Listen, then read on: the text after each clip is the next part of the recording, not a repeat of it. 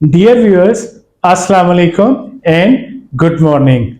I welcome you all to my channel Learning with Mohsin Iqbal. Today my topic is about human behavior and personality. I'll start my this video with an real example, and the example is about myself. तो viewers, ऐसा हुआ कि मैं एक country में अपने एक training course पे भेजा गया कंपनी की तरफ से। और वहाँ पे ये था कि 1 वीक के बाद हमारा जो है वो रिटन टेस्ट लिया गया और देखा जाए कि जो हमारे ट्रेनी हैं वो कैसा परफॉर्म कर रहे हैं। तो जब मेरा रिजल्ट आया तो माशाल्लाह मेरे 90% मार्क्स थे उस रिजल्ट में। तो मैं बड़ा खुश हुआ, क्योंकि एक चीज मैं आपसे शेयर करूं कि by the grace of God, by the grace of Allah, मैं अपने एजुकेशन में हमेशा मैंने एक्सेल किया है। मेरे पूरे कैरियर में थ्रू आउट फर्स्ट डिवीजन है। एमबीए में अगर आप सीजीपीए पूछेंगे तो फुल 4 था, और इवन एमफिल में भी I was having 3.91 CGPA। तो जब आपके अच्छे मार्क्स आए तो आप हमेशा खुश होते हैं। पूरी टीम में जब उन्होंने बताया कि mister Mohsin got 90% marks, good, however he is having lack of confidence। Okay, एक मुझे इनपुट मिला कि लैक ऑफ कॉन्फिडेंस। तो मैंने कहा ओके ठीक है, मैं एफर्ट करता हूं ताकि मेरे दूसरी दफा अच्छे मार्क्स आए। आफ्टर 1 वीक मेरा फिर पेपर हुआ और this time I got 95% marks, highest in the class. लेकिन रिमार्क्स फिर साथ लिखे हुए थे, he is having lack of confidence. तो मैं तो बड़ा परेशान हुआ और मैंने कहा नहीं, अब इस दफा तो मैं खूब मेहनत करूं। और मैंने अपने तमाम रिसोर्सेज यूज किए। और कैन यू इमेजिन कि थर्ड एग्जाम में मेरे कितने परसेंट मार्क्स आए? 99% मार्क्स आए। The again third time highest in the class. लेकिन क्या हुआ कि 7 रिमार्क्स लिखे हुए थे, he is having lack of confidence. तो बस अब तो मेरे लिए बर्दाश्त करना बहुत मुश्किल हो रहा था। तो मैंने क्या किया कि मैंने अपने जो इवेल्युएटर है उनसे टाइम लिया कि मुझे कुछ टाइम चाहिए आपसे, मैं डिस्कस करना चाहता हूं अपनी जो ये परफॉर्मेंस रिव्यू मुझसे आप शेयर कर रहे हैं। तो उन्होंने कहा इट्स ओके। वो फीमेल थी।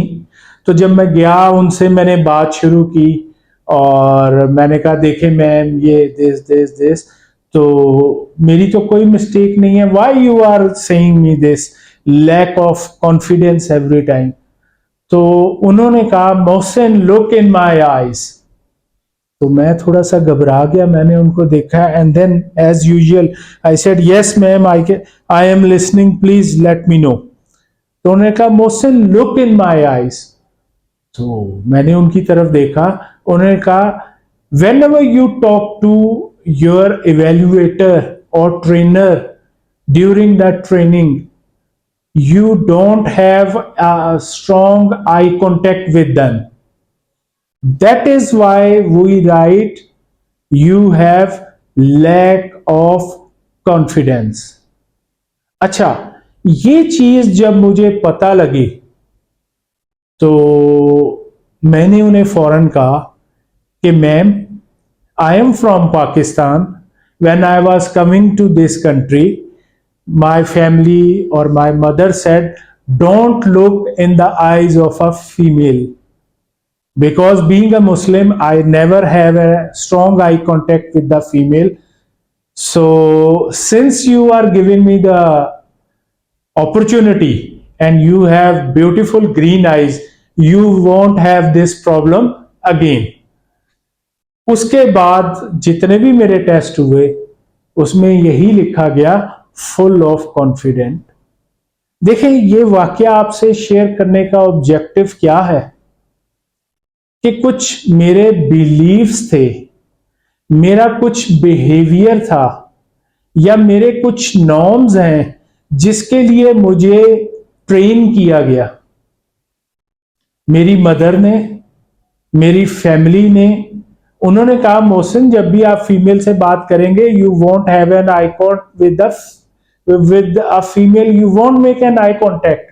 तो मैं तो अपने बिलीव्स को, अपने नॉर्म्स को फॉलो कर रहा था, लेकिन जब ये चीज मेरी परफॉर्मेंस को हिट करने लगी और जब मैंने उनसे डिस्कस किया तो मेरे ट्रेनर ने या मेरी ट्रेनर ने मुझे ये कहा कि eye contact is a must.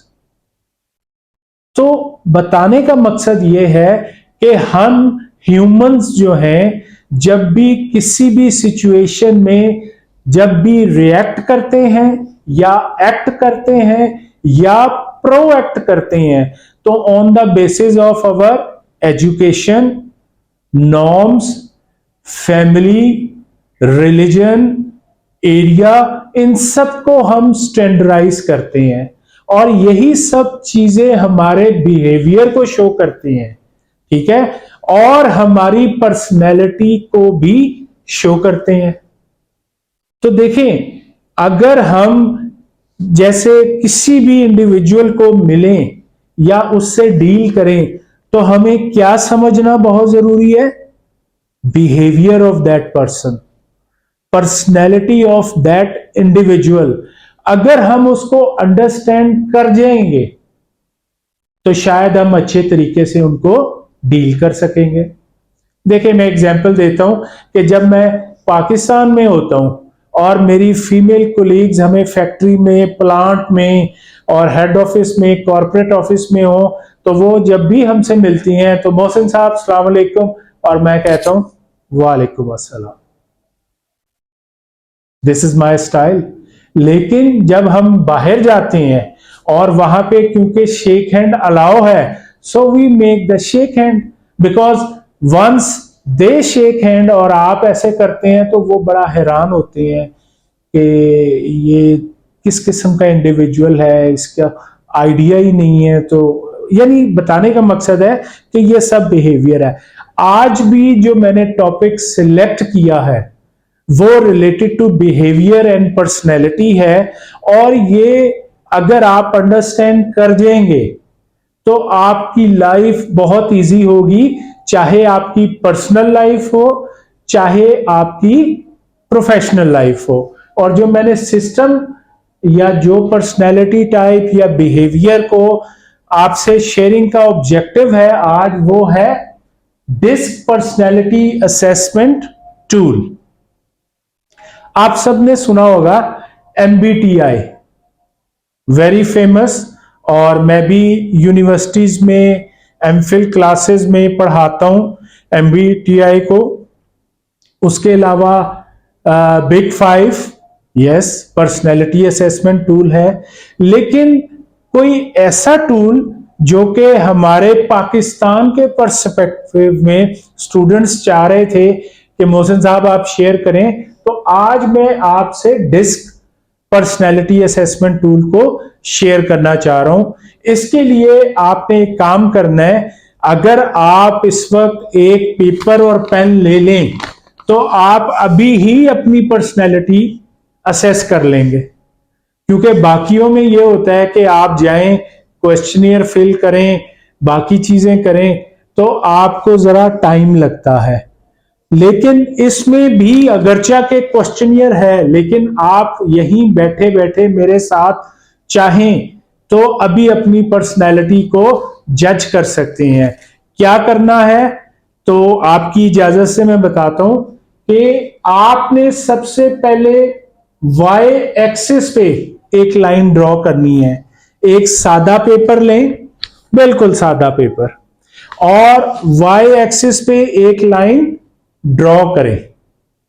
कर लिया आपने? देखें, टॉप पे आप लिखें आउटगोइंग, आउटगोइंग एंड एक्टिव, या सिंपल आप लिख लें आउटगोइंग।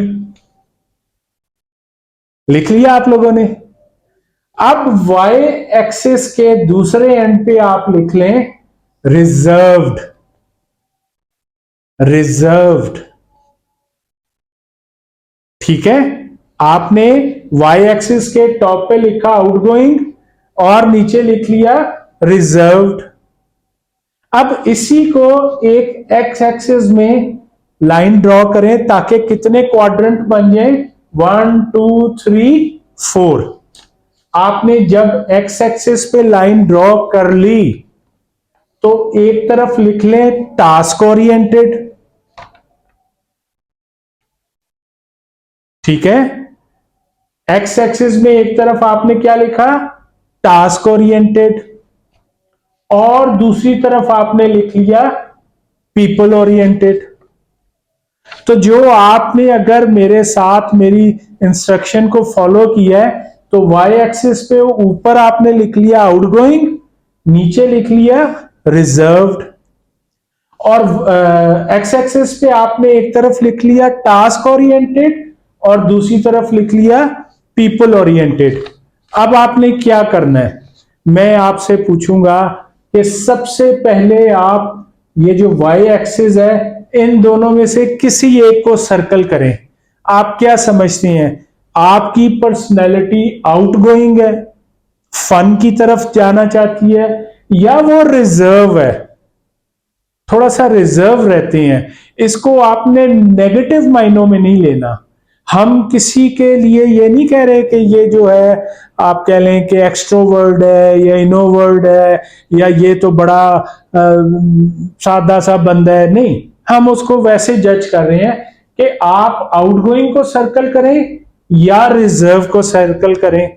तो आप जी किसी एक को आपने कर लिया, उसके बाद आप अब एक्सेसिस पे आए। यहां पे लिखा हुआ टास्क ओरिएंटेड, कुछ लोग काम को प्रेफरेंस देते हैं, कुछ लोगों के लिए पीपल लोग जिम्मेदार हैं। अब आप सर्कल कर लें इन दोनों में से किसी एक को, टास्क और पीपल, क्योंकि कुछ लोग कहते हैं भाई मेरे लिए तो काम जरूरी है, लेकिन कुछ लोग कहते हैं भाई काम का क्या है, अगर लोग जरूरी होंगे सॉरी तो सब काम हो जाएंगे। अच्छा, अब आपने दो सर्कल कर लिए।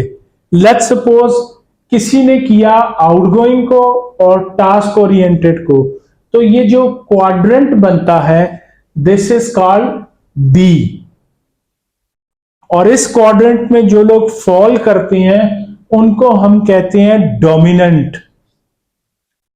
अब क्या इसको हम किसी नेगेटिव मायनों में कह रहे हैं, बिल्कुल नहीं। ये वो लोग होते हैं जो कि डूअर्स होते हैं, जो अथॉरिटी ले लेते हैं किसी भी काम की और कंट्रोल ले लेते हैं सिचुएशन का और चीजों को बेहतर तरीके से काम परफॉर्म करते हैं। इन अदर वे डी या डोमिनेंट लोग वो होते हैं जो लीडर्स की क्वालिटीज को मेंटेन करते हैं। ठीक है, आपको यह फायदा होगा अगर आपने इसको सर्कल किया टास्क को और आउटगोइंग को, तो आपकी पर्सनैलिटी डी में आएगी। इसका मतलब है कि यू आर रिजल्ट ओरिएंटेड, आप जो भी काम है उसका हल चाहते हैं, उसका सलूशन चाहते हैं और उस काम को बेहतर तरीके से करते हैं, सिचुएशन को लीड करते हैं और हर सिचुएशन में आप की पोजीशन पे रहना चाहते हैं या कमांडिंग पोजीशन पे रहना चाहते हैं। तो these people are called D. I am sure आपको क्लियर होगा। अब हम आते हैं दूसरे क्वाड्रेंट की तरफ। कुछ लोगों ने आउटगोइंग को सर्कल किया होगा और कुछ लोगों ने पीपल ओरिएंटेड को सर्कल किया होगा। अगर आपने इसको दोनों को सर्कल किया है तो आपका क्वाड्रेंट बनता है इन्फ्लुएंशियल या इन्फ्लुएंट पीपल। और ये लोग कौन से होते हैं, these people are very inspiring. ठीक है, इनके लिए जो है कोलैबोरेशन, इसके अलावा इसमें जो होता है कि वो इंथुजियाज्म के साथ काम करते हैं, लोगों को प्रायोरिटी देते हैं और कोशिश ये करते हैं कि लोगों को इंस्पायर करें, अपनी जो भी उनके पास पोजीशन है या जो भी सिचुएशन है उसमें लोगों को खुश रखें और उनको अच्छे तरीके से डील करें। तो ये लोग कहलाते हैं इन्फ्लुएंट। अब अगर किसी ने पीपल ओरिएंटेड को सर्कल किया एक्स एक्सिस पे और रिजर्व को सर्कल किया वाई एक्सिस पे, तो इसका मतलब है उनका जो क्वाड्रेंट बनता है दैट इज कॉल्ड स्टडी। अब ये पर्सनैलिटी क्या होती है स्टडी? अगर आप कहेंगे तो ये लोग क्योंकि पीपल को भी प्रेफरेंस देते हैं और कुछ रिजर्व भी होते हैं, तो ये इजी गोइंग किस्म के लोग होते हैं और ये हमेशा लोगों को सपोर्ट करते हैं और ये लोग लोगों के लिए सेंसिटिव भी बहुत ज्यादा होते हैं। इनमें पेशेंस भी होता है और इनका स्टाइल डेमोक्रेटिक होता है। ये चाहते हैं कि लोग मिलजुल के रहें, लड़ाई झगड़े ना हो, मसले ना हो, और इनका जो पेशेंस होता है वो काफी ज्यादा दूसरों की बातें सुनना और उनका हल देने का होता है। ठीक है, तो सिंसियर बड़े होते हैं ये लोग और अक्सर चीजों को, जैसा कि हम कहते हैं कि डू इट टुगेदर, अरे छोड़ें यार आप इतने से मामले पे लड़ रहे हैं, इधर आए हम इसका कोई हल बना देते हैं या दे देते हैं। तो ऐसे लोगों को हम स्टडी कहते हैं और ये स्टडी जो है 1 to 3rd क्वाड्रेंट में आ जाते हैं। क्लियर है? इसके बाद बड़ा इंपॉर्टेंट है कि कुछ लोग अगर रिजर्व को सर्कल करते हैं और टास्क ओरिएंटेड को सर्कल करते हैं तो इन लोगों को हम क्या कहते हैं? तो अगर आप देखेंगे कि ये लोग कहलाते हैं सी और कंप्लायंट, और ये लोग बड़े एनालिटिकल होते हैं, किसी भी काम को डिटेल में करने के आदी होते हैं, किसी भी काम को निटी ग्रिटी सब चीजों को पहले समझना चाहते हैं, सिस्टमैटिक तरीके से चलना चाहते हैं। ये नहीं कि आप कहेंगे सर ये काम है ये कर दें, ये कहेंगे क्यों। 5W1H आपने जरूर सुना होगा। 5W क्या है? Who, whom, why, whose। ठीक है, ये आप 5W गिन लें और फिर 1H क्या है? हाउ। ये पहले 5W1H को पूरा समझना चाहेंगे, उसके बाद आपका कोई भी सॉल्यूशन देंगे। और सबसे बड़ी बात कि ये लोग जो हैं वो एक्यूरेसी पे जाते हैं कि जो भी काम है क्या उसमें 100% एक्यूरेसी है, बिकॉज ये निटी ग्रिटीज तक जाते हैं। तो कहने का मकसद है किसी भी पर्सनैलिटी को जज करने के लिए अगर आप डिस्क पर्सनैलिटी असेसमेंट टूल को फॉलो करें तो आप अपने क्लास में बैठे ही 10 से 15 मिनट में आइडिया लगा सकते हैं कि वो इंडिविजुअल किस पर्सनैलिटी टाइप का है या उसका क्या बिहेवियर होगा जब वो उस टीम में काम कर रहा है, वो उस कंपनी में काम कर रहा है, वो आपके साथ लॉन्ग टर्म एफिलिएटेड है। और अगर आप अपने उस बॉस की, कोवर्कर की, सबऑर्डिनेटर की या टीम मेंबर की ये पर्सनैलिटी को पहचान लेंगे और उसके मुताबिक काम करेंगे तो आपकी जिंदगी बड़ी आसान हो जाएगी। ठीक है, क्यों? क्योंकि जब आप डोमिनेंट लोगों से काम करते हैं तो उन्हें यह होता है कि भाई वर्क शुड बी डन। अब आप उसके साथ हैंकी पैंकी नहीं कर सकते, आप डेट्स नहीं ऑन वर्ड के जी कल कर लूंगा, परसों कर लूंगा, ये हो जाएगा। वो जरूर आपको एक टाइमलाइन देंगे और उस पे उनको काम चाहिए। इसी तरह जब हम बात करते हैं इन्फ्लुएंशियल की, तो यहां के लोग आउटगोइंग हैं। आप अगर उन्हें कहें कि जी हमने ये काम करना है लेकिन एक सोशल इवेंट आ रहा है, बर्थडे पार्टी मनानी है, तो वो किसको प्रेफरेंस देंगे? यस, वो कहेंगे ठीक है काम तो होता रहता है लेकिन birthday party is most important, because जिसकी बर्थडे सेलिब्रेट होगी वो मोटिवेट होगा, कंपनी में पॉजिटिव वाइब्स आएंगी और अच्छा काम होगा। तो आपने उसकी पर्सनैलिटी के मुताबिक अगर काम किया तो आप भी खुश और वो भी खुश।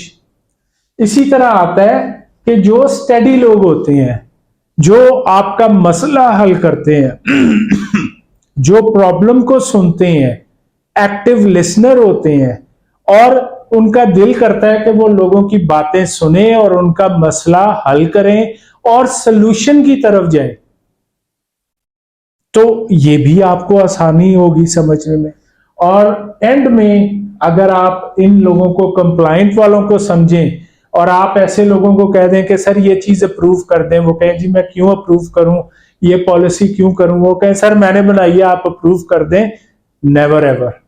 वो इसकी तमाम डिटेल्स जानना चाहेंगे, वो चाहेंगे कि आप उनको हर चीज बताएं, लॉजिकली अप्रूव लें और उनको सेटिस्फाई करें तो फिर है। अच्छा, अब एक बड़ा अच्छा क्वेश्चन आता है कि डी टाइप लोगों में नॉर्मली कौन होते हैं? तो ये ज्यादातर लीडर होते हैं या हेड ऑफ डिपार्टमेंट्स होते हैं, जरूरी नहीं लेकिन प्रेफरेबली देखा गया।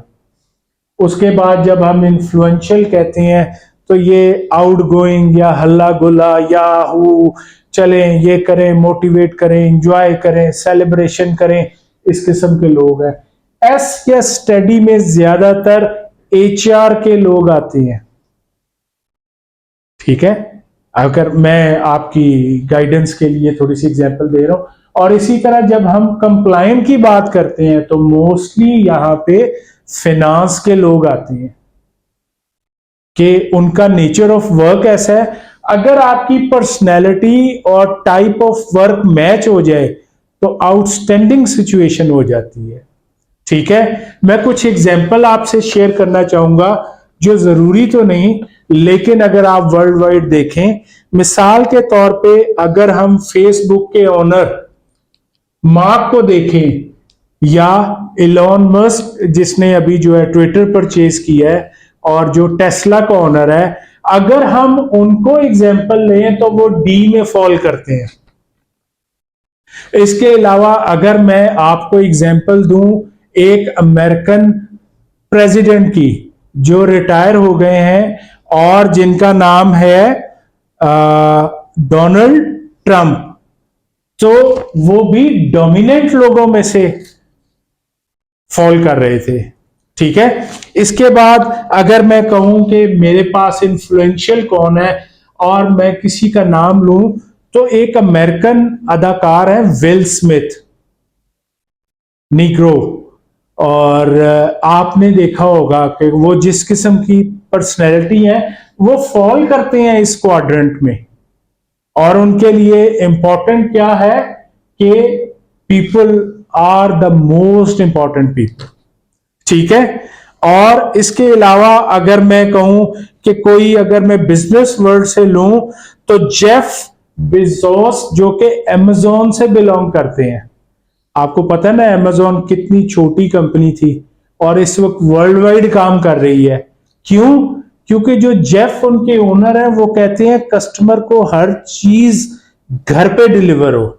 उनका ये माइंडसेट, उनकी ये एफर्ट्स अमेजोन को भी टॉप पे ले गई और वो पर्सनैलिटी भी उनकी जो है डिफाइन कर दी। ठीक है, उसके बाद हम आते हैं कि स्टडी में कौन लोग होते हैं। तो सबसे इंपॉर्टेंट जो पॉइंट है अगर आप देखें तो इसमें मैं नाम लेना चाहूंगा कि इंडिया के हमारे फेमस सीईओ पेप्सी की जो है वो इंदिरा, मिस इंदिरा है इसमें जिनका नाम आता है और उन्होंने बड़ा काम किया है। उसके अलावा माइक्रोसॉफ्ट के CEO mister Satya, they are under study quadrant कि ये फॉल करते हैं और इसमें जो है हम इनको बड़े अच्छे तरीके से उनकी अगर अडॉप्टेबिलिटी, पर्सनैलिटी और उसके हवाले से इनकी जो काम है जो कि पेप्सी में किया जा रहा है या आप कह लें माइक्रोसॉफ्ट में किया जा रहा है, तो वो बड़ा इंपॉर्टेंट है। उसके बाद आता है क्वाड्रेंट सी। क्वाड्रेंट सी में अगर कुछ आप नाम लेना चाहें तो मैं जर्मनी की चांसलर एंजेला, मिस एंजेला का नाम लेना चाहूंगा कि जिन्होंने जर्मनी को एक बहुत अच्छा कंट्री बना दिया। उन्होंने सिस्टम्स बनाए, डेवलप किए और जो इमिग्रेंट्स हैं उनके लिए भी बड़ी अच्छी पॉलिसीज डिफाइन की हैं।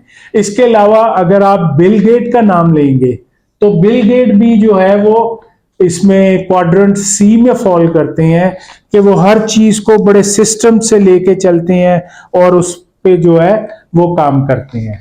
तो आई एम श्योर कि ये जो डिस्क पर्सनैलिटी है ये बड़ी हेल्पफुल होगी आपको इस चीज में। अच्छा, मेरे कुछ लोगों के क्वेश्चन आए थे और जिसमें वो कहते थे कि क्या एक इंडिविजुअल एक से ज्यादा पर्सनैलिटीज या बिहेवियर में टाइप में फॉल कर सकता है? यस, बिकॉज देखें, अगर आप मेरा जो करेक्टर या बिहेवियर होगा एज ए टीचर कुछ और होगा, एज ए फादर कुछ और होगा, एज ए फ्रेंड कुछ और होगा। मैं सबके साथ एक ही तरीके से नहीं डील कर सकता। तो क्योंकि ये भी देखें असेसमेंट है बिहेवियर्स की। जैसे लीडरशिप में जब आप जाते हैं तो वहां पे सिचुएशनल लीडरशिप पढ़ते हैं, ठीक है ना। तो मैं आपको कहूंगा कि one person can show more than one type of behaviour at different time. May be one person can be D और C, may be one person can D और एस, ठीक है, इट डिपेंड्स। तो ये सिचुएशंस हैं कि जिसकी base पे जब आप अपने लोगों के साथ मिलते हैं, देखते हैं और लॉन्ग टर्म में उनका बिहेवियर देखते हैं तो आपको ये मिल जाता है। आई एम श्योर ये लेक्चर आपको बड़ा हेल्पफुल होगा लोगों को समझने में, अंडरस्टैंड करने में। खत्म करने से पहले मैं आपसे बस एक बात कहूंगा। एक साहब ने पूछा है कि पर्सनैलिटी में या बिहेवियर में थोड़ा सा फर्क बता दें। तो वैसे तो बेशुमार आप गूगल पे जाएं कर लें, लेकिन मैं एक लेमैन एग्जांपल आपको देना चाहता हूं। हम सब कंप्यूटर से वाकिफ हैं, ठीक है, और कंप्यूटर में एक होता है रैम, एक होता है रोम। इसमें फर्क क्या है? किसी को आइडिया है? थोड़ा सा मैं बताने की कोशिश करता हूं। कुछ चीजें होती हैं जो रीड ओनली मेमोरी में होती हैं। जब भी आप कंप्यूटर खोलेंगे वो वहां पे अवेलेबल होंगी, जबकि जो रैम में होगी जब आपका कंप्यूटर क्लोज हो जाए तो शायद वो चीजें उसकी मेमोरी में नहीं रहती। इसी तरह किसी की पर्सनैलिटी जो है वो बिल्ट इन है, बिल्ट इन। अल्लाह ताला ने उसमें जो ऐसी खसूसियात पैदा की गई हैं, ठीक है। अगर मैं कहीं आग देखूंगा तो क्या मैं हाथ उसमें डाल दूंगा? नहीं, क्योंकि हम सबको पता है कि हमने इससे बचना है। तो ये गॉड गिफ्टेड क्वालिटी है और अल्लाह ने हमें दी है। अगर फिश, उसके बच्चे जब पानी में होते हैं तो उनको कोई तैरना सिखाता है? नहीं। कहने का मकसद है ये कुछ चीजें ऐसी हैं जो अल्लाह ताला ने हर स्पीसी में बिल्ट इन की हैं, दोज आर पर्सनैलिटीज। लेकिन बिहेवियर जो कि ह्यूमन सिचुएशन, सोसाइटी, हालात, कंडीशन, अपनी सराउंडिंग में देख के चेंज कर सकता है। जैसे मैंने आपको आई कांटेक्ट पे एक एग्जांपल अभी शुरू में बताई। तो लेकिन यही अगर बिहेवियर कंटिन्यूअस और लॉन्ग टर्म होगा तो वो आपकी पर्सनैलिटी को डिफाइन कर देता है, शो कर देता है, प्रूव कर देता है। तो आज का लेक्चर मैं यहीं खत्म करता हूं। उम्मीद है आप इसे एंजॉय करेंगे और thank you very much for listening me patiently. Allah Hafiz.